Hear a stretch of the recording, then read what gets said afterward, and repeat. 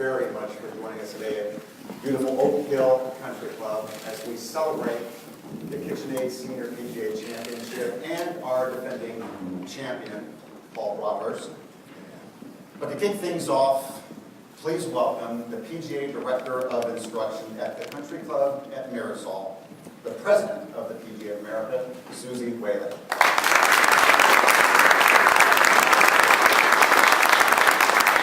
So Susie, welcome back to Rochester, as you're a little familiar with this part of the country, aren't you? I love it here. I feel like I've come home. I grew up in Syracuse, New York, for those of you that aren't aware of that, just a little ways away, all the way through high school, kindergarten through high school. Ski raced all around here when it was more snow than we have out there now. But I really do love upstate New York. It's just an incredible place to live and grow up. I cherish my childhood here. Oh, good gosh. All right, yep, that's me. Well, take us inside. How old are we here? It doesn't look like you're just a snow bunny flower skier person. Yeah. So the way picture on the left, obviously a little younger. Picture on the middle, I want to say maybe 11, 12. Picture on the right, I was training for the Olympics. I was in the United States Training Center. Not at Pico Peak. I went to GMBS, Fremont Valley School in Sugar Bush, Vermont, and trained. I wanted to race at the Olympics. We're not here for that today. But yes, that was. I wanted to be a podium gal. That's strong. Yes. All right. First things first. Congratulations on becoming the first woman elected president in the 102-year history of the PGA.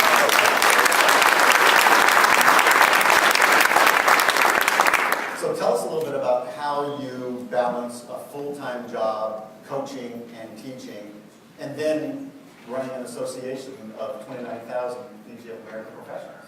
I'm so proud, obviously, to be president and to be a part of an association of 29,000 PGA professionals across the country, like Jason here, who is in charge of all of this at Oak Hill Country Club. And then, of course, we have members from the Western New York section that are here. Thanks for being here. We have 41 sections, for those of you that aren't aware of that, across the country, all of which have governance model as well. And I cherish what we do. We try to get more clubs in people's hands. We have many different roles as PGA professionals. I'm a coach.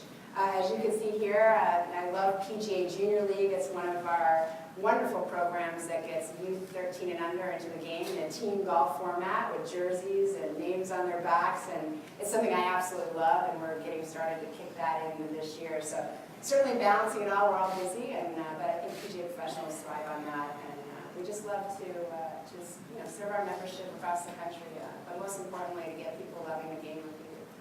Jason, by the way, thank you very much for the hospitality this week. It's been absolutely Yes. fantastic. Susie, go ahead and take a look at this video. Let's remind everyone what happened here in 2008. He's going to try to run it through that narrow gap in front of the green if he can. Yeah, just some 10 yards wide. Well, this looks pretty good. Look at this. Look at this. That's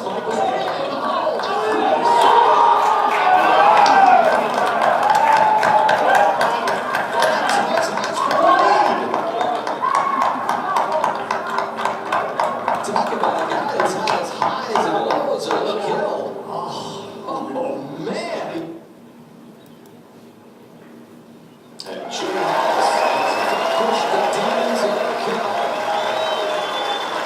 The 69th senior PGA champion.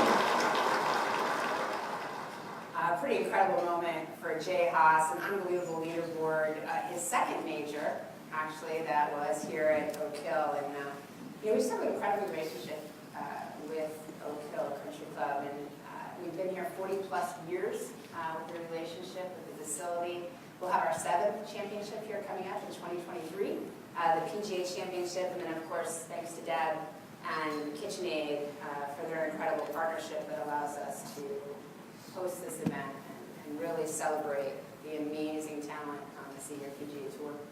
So 2008, just a show of hands of those in the room that were here for that championship. So everybody kind of knew with the hands up, knew it was coming when Jay Haas hit that shot. You saw that coming very good. So we're not bringing any of our championships to Oak Hill unless it was a I mean, this truly is, and all of you having been here and witnessed that championship, walked the grounds, played the golf course. East Golf Course is one of the best in the game. It's a championship venue that only brings us amazing highlights, like what you just saw Jay accomplish on that hole, and you know, we're just proud to be able to stage this type of championship on such an unbelievable championship venue. It's no surprise that our major championship, which was only 2 months away, features the strongest field in senior golf, but our field is also rather unique, right? It is unique. I know for those that may not be aware, our field hosts Masters champions, US Open champions, the Open Championship, the PGA Championship. But as a PGA professional, you know, we're incredibly proud that as up to 35 even more could be in this field that are club professionals who have qualified to earn the right to play here, who compete at the highest level. It's so for some their first major, and for others they've played in multiple opportunities. Bob Sowers is our champion from PGA Golf Club last year at our senior PGA Professional Championship. Bob's putting prowess, Donald Ross will be proud. He's definitely one to watch because he has an incredible putting stick, and I don't know, he gets me by 10 every time I play him. So this is somebody to definitely look out for. But you know, we're really proud of the fact that our club professionals play the game at the highest level, and we believe in playing the game. We want everyone to play golf more, but we also find great pride in the fact that we like to be competitive, and this gives them the opportunity to do so at the highest level. So as if our championship isn't enough, I know you are all about the power of golf, and you attended a really special breakfast this morning, didn't you? Yeah, I did. I had the opportunity to share some time with some of our veterans here in our PGA Hope program. Thank you for your service and all you do for the rest of us. We had a chance to get to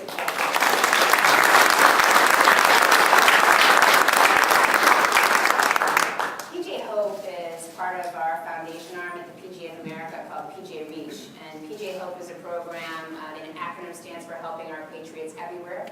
It's a fully funded program through our foundation, which offers lessons and equipment to the military and to veterans who really, we hope, gives them a chance to assimilate back into society in a community environment through the game of golf, where we want to give them vitality. We want to showcase to them that golf can be a sport for them, but also a refuge for them, where perhaps just for a few moments they can just have joy in being outside, being with others that have experienced what they have. But also it gives PGA professionals, I think, more than we ever could have imagined by helping these and spending time with these men and women who we're just privileged to be around. But an incredible opportunity. We have Chris Nowak here, who's really our military and veteran liaison.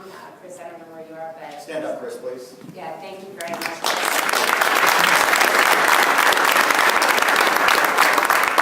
For your efforts, and then Laura Miller, who also certainly was one of our program specialists. So we have 3 chapters here in Western New York.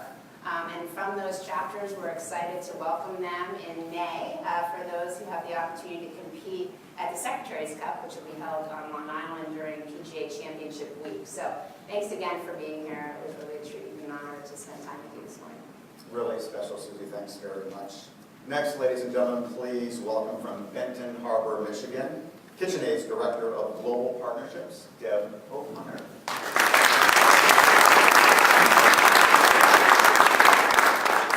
Deb, so we've got to be going on now the 9th year of KitchenAid's involvement with the Senior PGA Championship. Something obviously is working from your perspective. Can you tell us why KitchenAid is a title sponsor of this major championship? Sure. Can you believe it's 9 years? Yeah. So it's gone so fast. But yeah, it gives us an opportunity to connect with our consumers.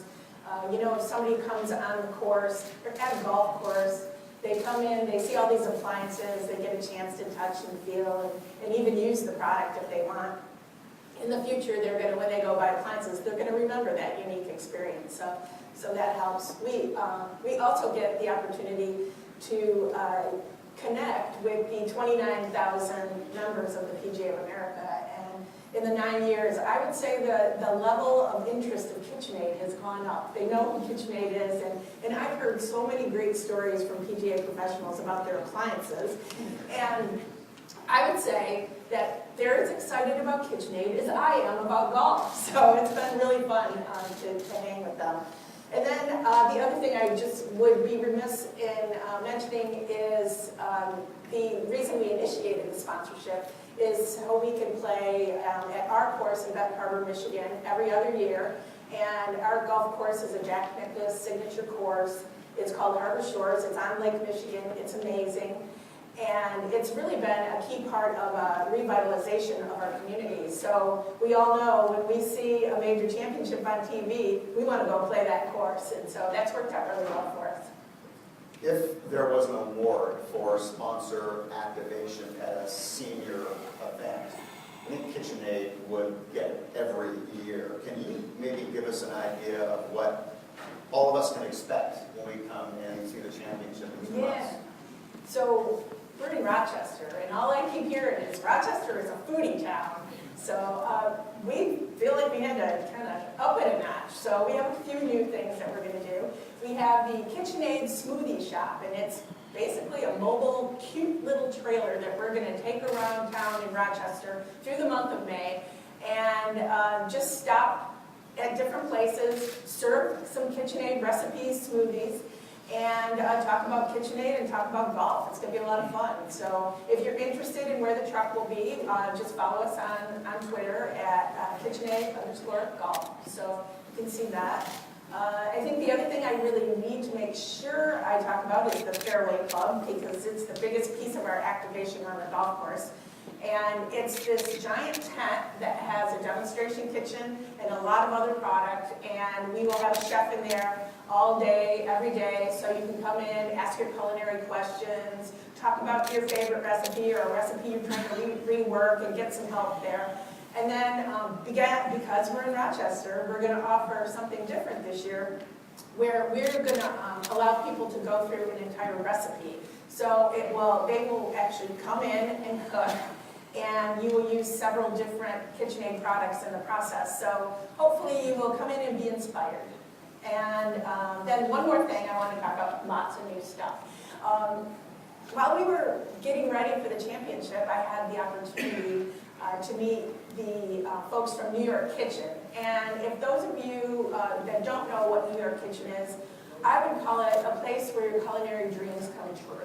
Because you can go and you can have hands-on cooking, you can go in the restaurant, you can have a party there, there's wine tasting, beer tasting, it's a great place. So what we want to do is pick up that experience and bring it onto the golf course. So we're offering an upgraded ticket on Thursday. You will get to see golf all day Thursday with a clubhouse pass. And then around 6:30, you'll come on over to the Fairway Club. We have 20 cooktops, and you will be able to be a part of this cooking class with our chef, Chris Cavelli, and a couple of the New York Kitchen chefs. And then you'll have a blast cooking, and then when you're done cooking, we're going to just sit in the courtyard and have dinner so you'll experience the recipe, and then you'll get to eat that meal. And it will last long enough that we're going to call it Under the Stars. It's going to be a fantastic night. As I saw the chef on the slide here, I'm reminded that you annually bring some of the greatest celebrity chefs from the culinary world to the championship. What do you have in store And this guess year? what? It's no different this year. So on Thursday, we're bringing celebrity chef Stephanie Izard. Stephanie's from Chicago. She is the first woman to win Top Chef, Bravo's Top Chef, so we're excited to have her. And on Friday, we have Tom Colicchio. He has actually been a head judge for Top Chef for years. And then on Saturday, we have Alex Garnacelli. And if you watch Food Network at all, you know who Alex is. She's a lot of fun. She makes amazing food, and she's going to be with us on Saturday. And then, of course, because we're in Rochester, we're going to bring in some local chefs as well. So we have Steve Eakins from Radio Social. We have Chef Zolnarowski from Nosh. Of course, Chris Roth from Oak Hill. And then on Saturday, a couple of the chefs from New York Kitchen, Matt Wooster and Mary Beth Brinkerhoff, will be here on Sunday to kind of finish us up for the weekend. Chef Roth, are you around here someplace? Just everybody take a look and wave to Chef Roth over there.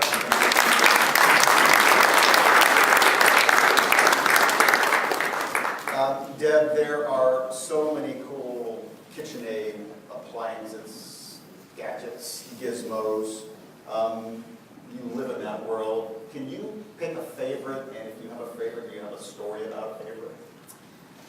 It's hard to pick a favorite, but my latest favorite, can I say it that way? My latest favorite is our toaster. So, you know, toaster, you drag your butt out of bed and you're dying and you just want to get your day going and you grab some coffee and you put the bread in and this toaster is like, bah, as it comes popping out with this big noise and everything. That's not our toaster.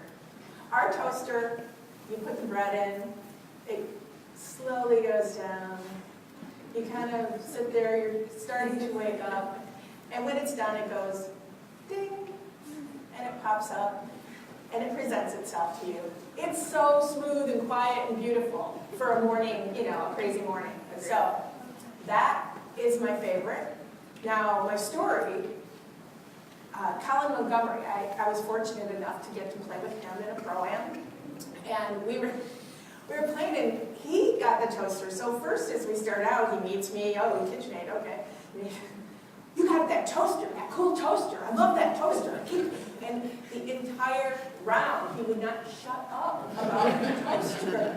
And I was glad he was so excited about it. But then he started giving toasters away to the team, you know. Hey, Derek, put this butt in and I'll get you a toaster. Tom will get you a toaster, you know.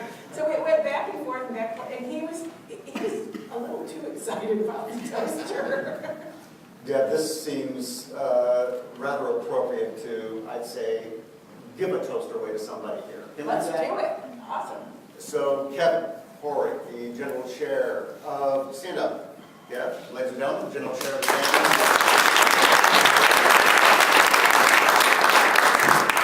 Kevin, when's your birthday? July 29th, please. Ladies and gentlemen, if your birthday is July 29th, you're going to walk out of here with a toaster. Any July 29s? No! That's 10 points over there. All right, then we're going to go beyond July 29. Do we have a July 30 birthday? I don't know how that thing works with the fingers. Is there a 31 in July? Yes. July 31.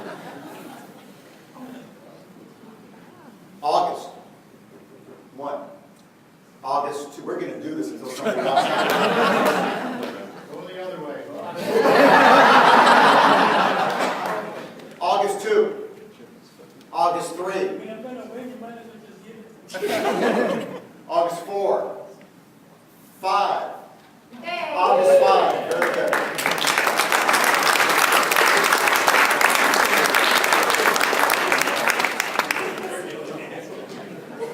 Okay, raise the toaster above your head so everybody can see you just one this Mac Daddy thing. Beautiful. Very nice. Very nice.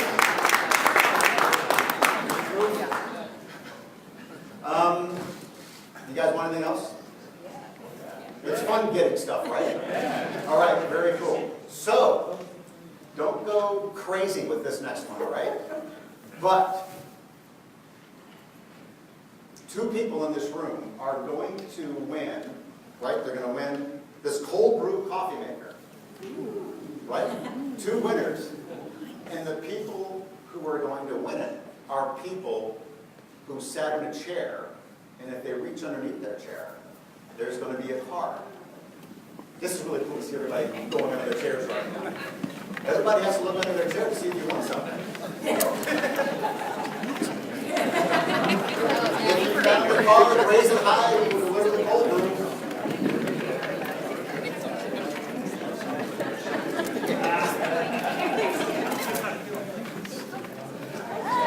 We got one here. Cold brew. We got another one. Very good.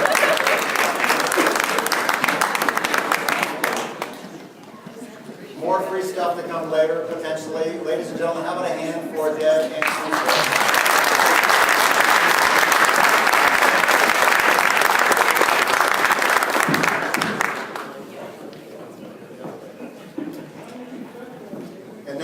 gentlemen, please welcome our defending champion, Paul Broadhurst, to the stage.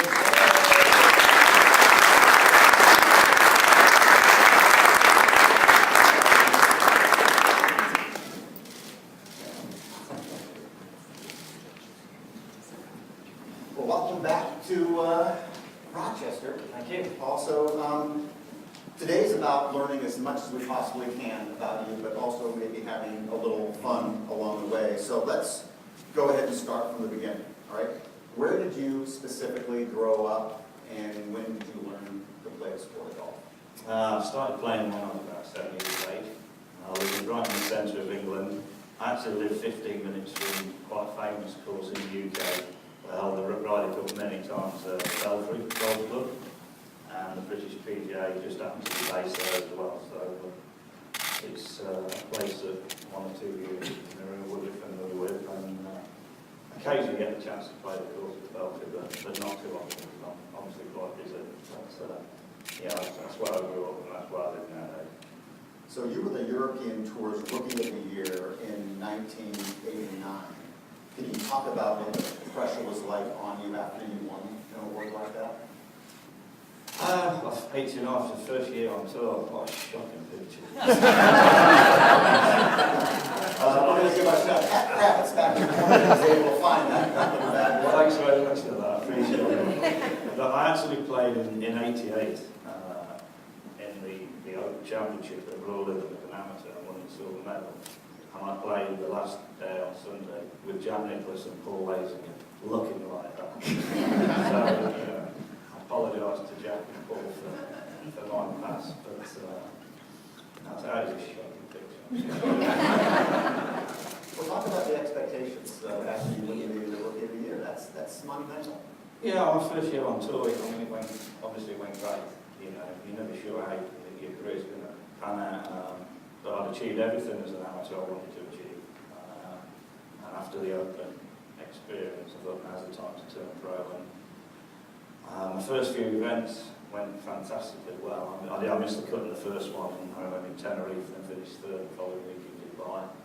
Another third position about 6 weeks later. And then I actually won the first tour event in my 9th event. So in 10 weeks, I had 2/3 in the first position the first year on tour, which enabled me to pick up the Rookie of the Year. But the next year didn't go quite so well. The expectation level sort of rises a little bit. You expect to be competing, and sometimes that doesn't happen. I think I got off to such a fast start that it was inevitable that I had some sort of reaction. I had an injury at the end of '89. I had to have an operation on my wrist, and that set me back a few months. And my game wasn't quite so good in '90, but it got better in '91. We'll get to that one. So you win 6 times on the European Tour. Can you talk maybe about some of your fondest memories playing the tour? Yeah, well, I think my biggest win was the French Open. It just happened to be at Paris National where the Ryder Cup was last year. I'm not going into the Ryder Cup because we did quite well that day. But it's certainly, it is a fantastic course, Paris National. One of my favourites in Europe. Lucky enough to win a senior event there on the Stage York Tour in Europe as well. So, as I say, horses for the horses. So that's fond memories of playing Paris National.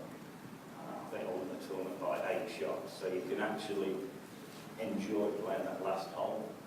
Albeit it's one of the difficult finishing holes in golf, I would say. But with an 8 shot lead, I could relax a little bit and enjoy the occasion. So they're great memories of playing that course. But all my wins are special. It's tough to win out on tour on any tour. So any time you get the chance to win, you've got to take it and enjoy it. So let's fast forward to 2015 when, by golly, you are the Rookie of the Year of the Senior Tour in 2015. That doesn't happen with everybody. Are expectations a little different? How's your game about that stage of your life? Well, I finished on the main tour in 2012. I played a couple of events that year. My game was a mess. It wasn't good. Again, I'd had a shoulder injury in latter part of 2010. 11, I played poorly. And 12, I lost my car. And I was starting to play in the UK. I used to play in the PGA Pro-Am. I was now finished on the main tour. I knew I got 3.5 years to my 50th birthday. And I met an old pal of mine at PGA Pro at this tournament I just won. And he was asking me how I played, and I said, I played shocking. I have no idea what I'm doing. My game's a mess. And he said, well, couldn't see me. And my remit to him was, right, you've got 3.5 years to sort this mess out. Because when I'm 50, I want to hit the ground running. And we worked hard, and I took to Sue the chance to play in Pro-Ams and test out what we were working on.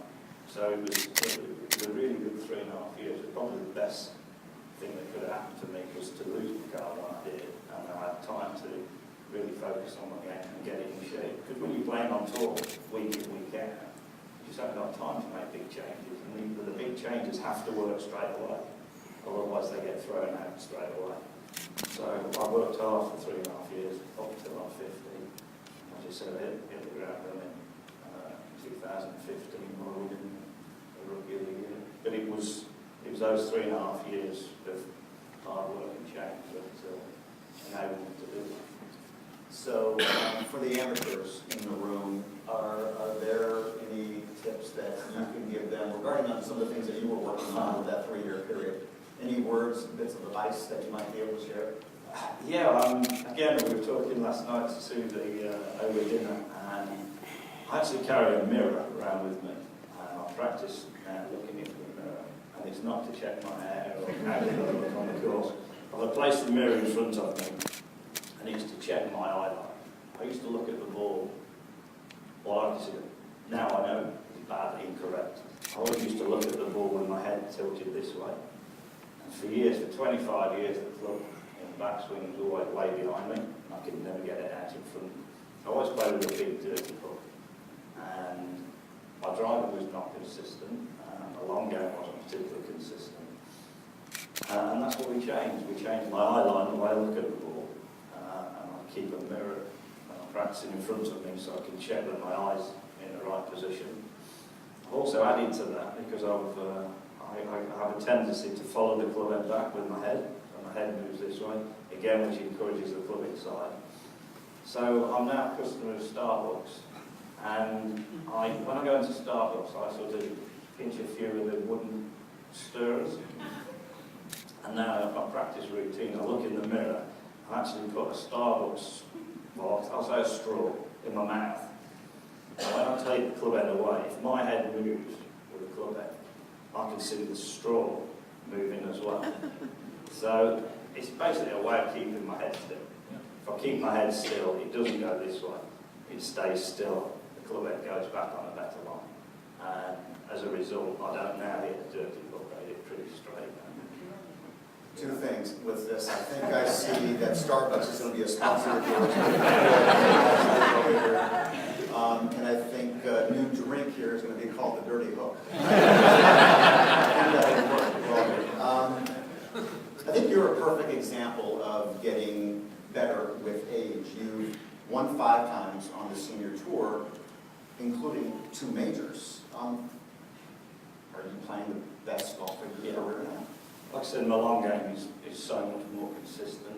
I've actually become a decent driver of the ball where, my driving stats would be 30-35% fairways hit, in my 23 years on tour. It's a lot better than that now, and that breeds confidence, and certainly in my long game. I used to be a really good putter, but I don't know whether you've got clips of last year. You may have. So that there might be some questions asked about the putting. But my long game is much more consistent nowadays, and that can only help playing out here on the Champions Tour. It's a tough tour to play, and your game has to be A1. You mentioned 1991. Mm-hmm. The Ryder Cup at KOI. Some say that was the Ryder Cup that put the Ryder Cup on the map. You went 2-0 in that Ryder Cup. There was a lot that happened during that week. Maybe just share a couple of some of your memories. That can be shared in a public forum. Okay. I mean, first of all, I was totally in awe of the European team. You know, we had the likes of Seve Ballesteros, Nick Fowler, Bernard Langer, Ian Woosnam, Lataba, Monty was a rookie, the same as me.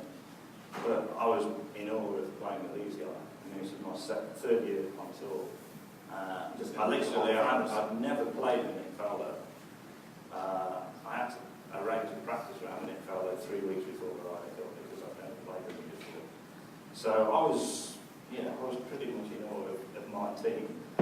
I knew the names of the US team, but I'd only played with Hawaii, I think, at the time.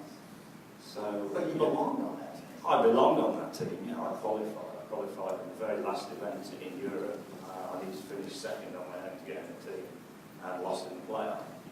So I worked my way in, and I felt as though I belonged there because I was playing some of the best golf of my life. But in that company, I wasn't so sure.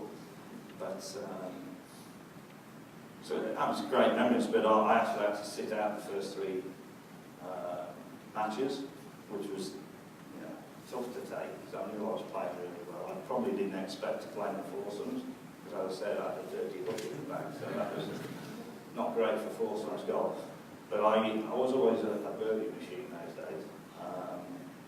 Like I said, I was a good putter and thought I could really contribute in the 4-ball, but Captain Bernard Gallagher, he's the man that picked the team, and I had to sit out until Saturday afternoon. And I was paired with Ian Woosnam. And I'll tell you a little story. We were on the practice area, and we left the practice area and we had to walk to the first tee. It's quite a long walk out to the first tee, Keir Island. And Ian Woosnam had played a few games with Nick Fowler, and they put it terribly, both of them. And Gallagher decided to split them up. So I got Ian, and we walked to the first tee, and obviously on my first Ryder Cup, having a shot, sat around for 2 days. And he put his arm around me. He said, Brody, he said, I know you're a really good putter. He said, I'm putting terrible. He said, if you see anything, just let me know. Now, Ian Woosnam had just won the Masters in April. He was world number 1. And he's asking a rookie about his putting. I don't think I can imagine Tiger Woods asking a rookie for advice like that. But, he... Well, exactly. I mean, whether he did it on purpose or not, I'm not sure. And I'm a good pal of Ian Woosnam nowadays, and he still won't admit to that, whether it was a ploy on his behalf. But it certainly worked, and I went to the team thinking, I've got to do my little bit. So, I think that contributed enough for us to certainly win that match. It was, great memories playing, but obviously we lost that one, so it was a little bit disappointing. Well, you talked about how stacked the team was. I think you have an image here of the team. I mean, there's a whole bunch of Hall of Famers on this list. Now, do you recognise the guy on top right, third from the right? He's quite famous over here now. He looks like he might have spent a lot of time on television, right? We always said he was a comedian. Even in 91? Oh, yeah. Are there any stories you can No, tell? I can't, honestly. I obviously know David, but I don't know him that well. So, no, there's nothing that really springs to mind. But I know he's well thought of over here nowadays. He's done fantastically for himself. He's a great friend of the PGA of America, a great friend of golf's. We were talking a little bit last night as we look at all these legends on your European team. And we're talking about the best golfers in the world that you have seen. And you kind of take a different approach to identifying categories on A little bit. I think it's really difficult to pick out one player as the best player. I mean, you asked me about Europe and America. In America, I went with Jack Nicklaus because I was blown over playing with him as an amateur. I thought he played an incredible golf record. But generally, I tend to pick out the categories, like putting category, the best putter I've perhaps ever seen. Undoubtedly Tiger Woods, and I'd perhaps put Luke Donald in that category when he was world #1. Luke used to put fantastic well. I think his putting's not quite as good as it used to be. Iron play, Alasabal. If Alasabal could have hit the big stick, if he could have ever driven the ball well, he would have won multiple majors. I know he won. He went to but he would have won a lot more. He was such a poor driver of the ball, but his iron play was incredible.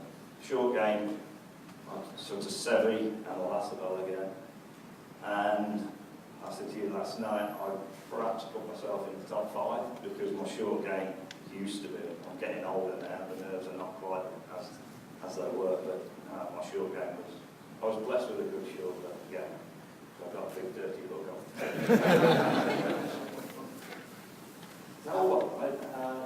Driving.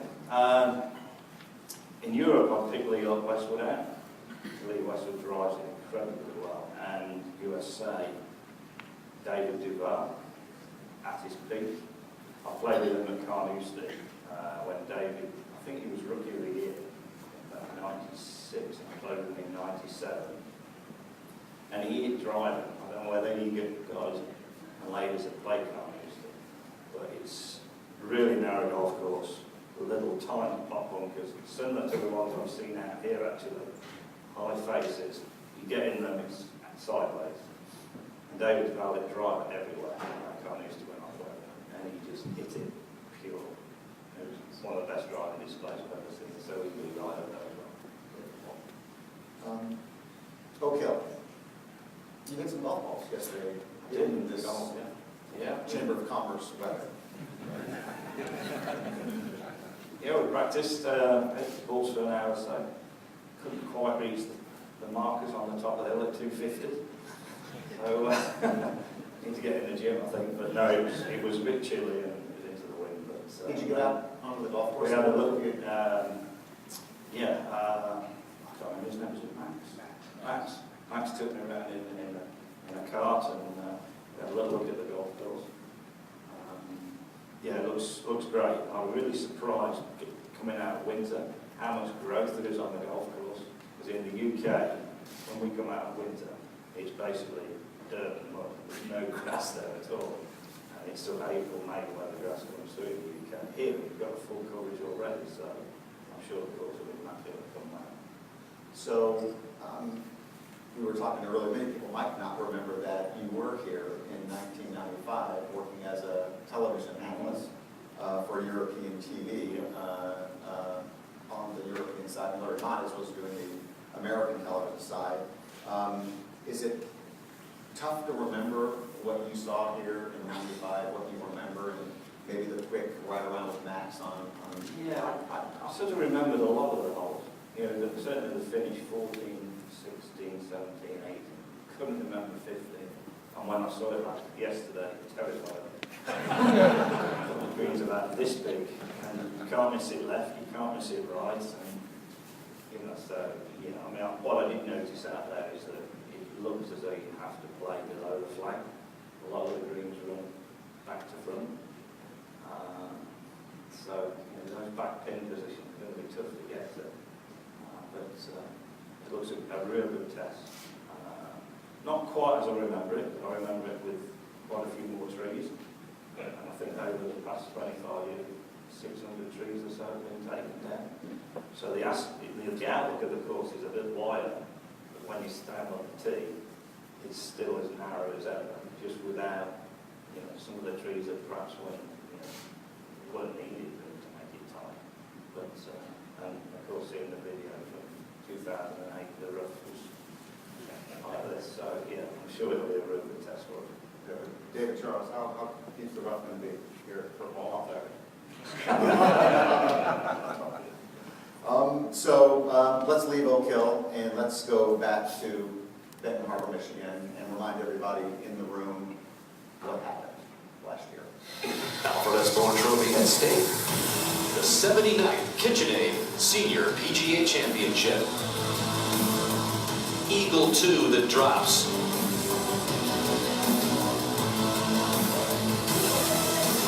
52-year-old Englishman Paul Broadhurst.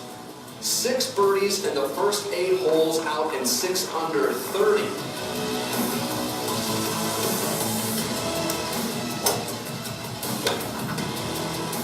Yeah, anything just to the right, put a little spin on it, that's nice. Just below the hole.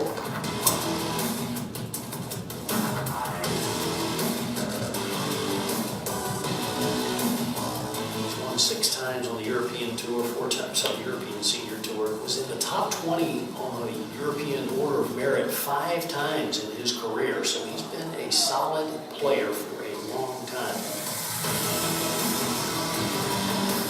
Gonna lose probably one unless he pulls off some miraculous par putt. Well, we've seen him make these long putts. True. He was cooking, so That's true. let's see if he can cook it one more time. Gave that one a swat and gave it a swat right in. How about that?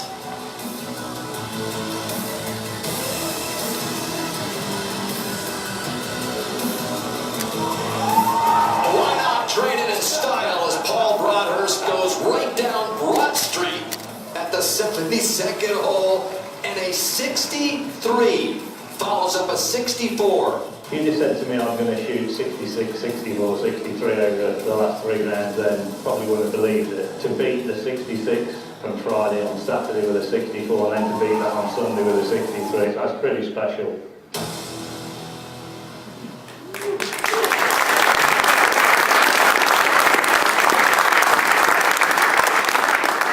So true or false, Paul, after shooting a 72 in round 1, you went and made a phone call to your travel agent trying to book a flight home. Correct. Right on the cut mark, and so if I miss the cut, I really don't want to stay here till Monday morning. You miss the cut, you want to get out of it. So I rang my travel agent and said, what's the first flight out here Saturday morning, just in case. And he said, well, there is one, but it's going to cost you $1,500. So that's my incentive Friday. As Lorraine, your wife, everybody say hello, Lorraine.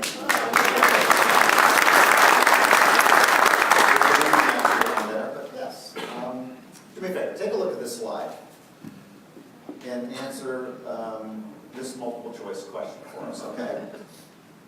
The question is, what's more impressive? Posting 66, 64, 63 in the final rounds of a major championship. B, winning a major championship by 4 strokes. Or C, matching the best 72-hole score, 19 under, 265 in championship history. That's a tough one. Personally, I'll go for A. I would agree with you. Just for self-confidence. But now I know I can shoot those scores on, consecutively, whereas previously I wasn't sure. I mean, I could win a major, not necessarily by 4, but by 2. But and I've shot 21 under once before, not in a major, but so I know I'm capable of shooting those figures. But at 66, 64, 63, that's pretty special. So we talked a little earlier about your putting. This doesn't happen unless Jupiter aligns with Mars, right? Talk about your putting method. Well, I just think the greens, they were not ridiculously quick. They were quick, but not in the 12, 13 stint range. And they were a little bit European looking. That's what I felt. Jack Nicklaus golf course. Yeah, but they, they looked a little bit European. And it was a course I played 2 years before. And in the last round, I shot 4 under in 2016. The last round, I made 8 birdies. That hole was back in the back. But, so I knew I could play the course. And it was just one of those weeks. My putter was red hot. I mean, I've never holed so many 35, 40 footers in my life. And, you look at that and think there's nothing wrong with this putter. It is not like that every week. If it was, I would be in the Williams enclosure a lot more than I am. But it was just an incredible week. First round, I couldn't buy a putt, which is why I shot 1 over. Second day I made a few, obviously. And then Saturday, Sunday I made everything. First hole on Sunday I had a good tee shot. A really poor 9-iron. It was back left, I hit it back right. And a 40-footer across the green down slow in the hole. And that's how it all started. And you just see the one on 14. I just missed the green left, got the wrong side of the pin. I got no chip at all. Tried to be cute and check it at the top of the hill. Of course, it didn't check, and it's away down the hill. And, I hold 30-footer for par. And then you think, I ain't on the trophy, really. You start to think that one. So after you win this major championship, there are a number of things you have to do as champion. You have to go to reception, you have to do media interviews, you have to sign a bunch of hole flags. We kept you there pretty late, a long time. You were the last one to probably leave the property, and they were Lorraine, beautiful. So I guess my question is, what did you and Lorraine do after you left the golf course that night to celebrate? Like you said, everywhere was closed on a Sunday. The hotel we stayed in, the restaurant was closed. So we ended up going for a lovely meal at Applewood.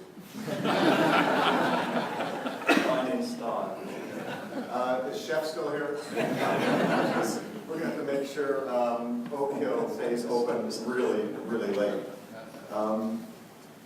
What's your schedule going to look like leading up to the championship here in Rochester? I'm planning to ride on Sunday before. We'll practice Monday, Friday, Tuesday. And then Wednesday I'll probably take it pretty easy. I'll practice some, a few puts and work on bits that I think, need work on. But the lead up to that, I know I've got 4 weeks. Got quite a long run on the Champions Tour leading up to that. But I will go home the week before, see my coach. I think we're only home for 5 days. And then fly back out on the Sunday before the tournament. So it's a pretty busy schedule, but I like to come into majors having played a few tournaments. Not necessarily the week before, but 2 or 3 weeks before. I like to feel as I'm in control of the game and know what I'm working on and how the game's before. Lorraine tells us that you're as competitive on the golf course as you are off the golf course. Is that a fair statement? I'll say yes. Ladies and gentlemen, Paul Broadhurst and Rochester's own Bob Duffy are going to take on Susie Whaley and Chris Nowak over here in a competition now to end all competition. So I fear everybody in the front row because we're going to call it our splash zone right now. So you can't move, you have to remain seated. Deb O'Connor, we're going to invite back up. Deb, take it away, please. All right. So let's get our contestants up here. And what we're going to do is we're going to have a little pasta making contest. So we'll, I know Paul is obviously competitive. Susie, I know, is competitive. I play golf with her. So let's set you up. I think you have some aprons here. And then I'll move this around for you so you can be ready to go. And the contest is going to be who can make the longest roll of pasta in 3 minutes. So let's see. Let's get you set up.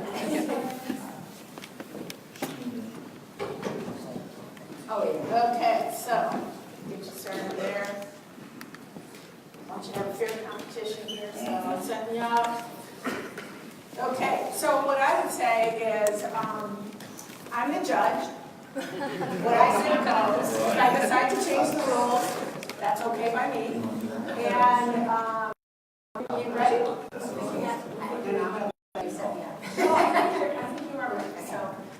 So the idea is you have to turn on the machine, roll some pasta out in 3 minutes. Whoever has the longest roll of pasta wins. So it's really easy, right? Okay, Susie, slow down there, Susie. You haven't started. All right, a little flour on there. Get a little flour going. Awesome. All right, are we ready? And feel free to cheer on your favorite team here. So, and roll. Get set. Go. All right, here we go. Do we have any Jeopardy music we can play in the background? I'm sorry, yeah, we need music, that's right. All right, looks like Susie's already rolling. They unplugged theirs, oh my goodness. But thank goodness, Paul has come to the rescue and he's got it going, so here we go. We're gonna start, squeeze the bottom. There you go. Oh my gosh, look, we've already got 3 feet over here. You guys need to speed up a bit. All right. Team Susie and Chris is just on a roll. Amateurs over there.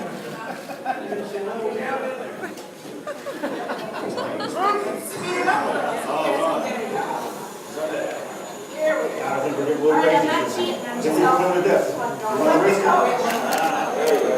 There we go, there we go. So Susie, let me ask you a question. Yes. What's easier, making pasta or getting me to turn properly when I swing? Oh, great, thanks a lot. You already turned, great, yeah. All right, look, what do we have? Probably 5 feet going, I'm gonna say, oh, that's music now? All right, we're about halfway through, so, there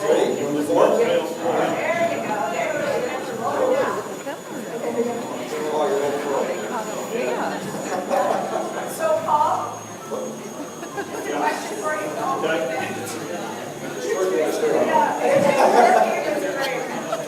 What's easier, making pasta or making that last putt? All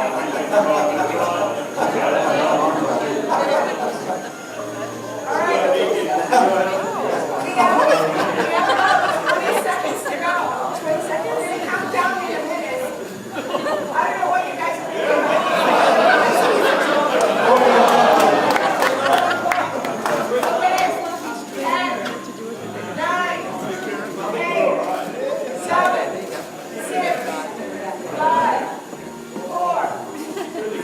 1, you guys have been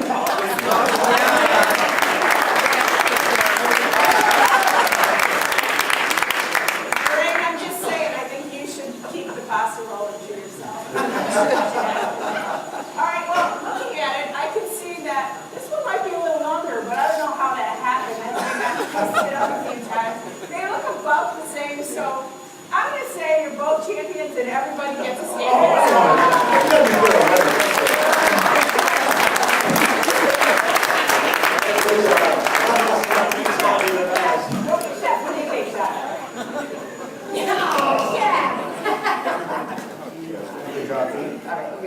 All right, Susie. Yes, sir. You need to get off the stage with your pasta. Okay. Leave the pasta on stage. Take the pasta with you. Come on, Chris. Come on, take a little scarf out of it. Okay. Good job, Bob. Yeah, of course it does. You stay up on stage. Ladies and gentlemen, we have a few other special presentations to make, and for that, please welcome the KitchenAid Senior PGA Championship Director, Brian Carnes.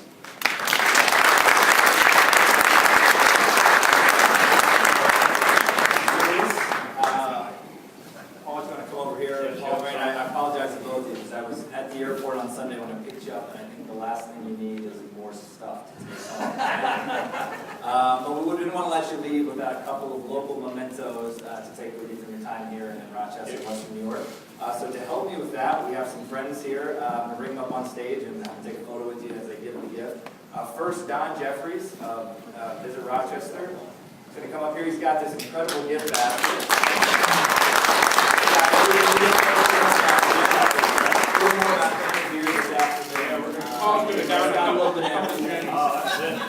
So